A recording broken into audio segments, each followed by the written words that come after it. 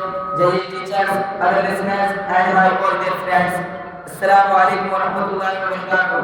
To all of you, first of all, I would like to give my brief introduction. My name is Abdul Wahid. I study class Arabic second at Jami Siddiqia Ainul Ulum, Nubiyawar. My speech, Islam and Iman.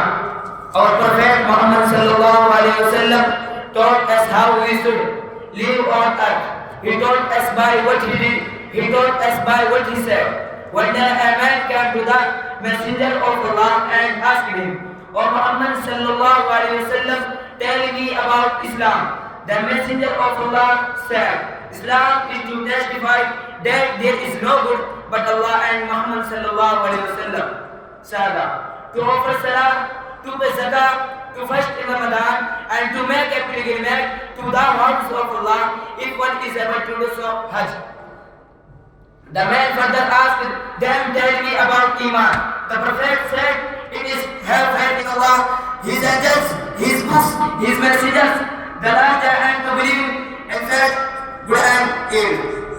What does believing in fact mean? It may be asked, believing in fact,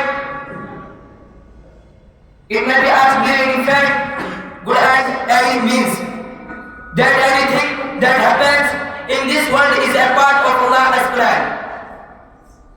That happens in this world is a part of Allah's plan. Has angels? I am concluding my speech. Thank you. Assalamu alaikum.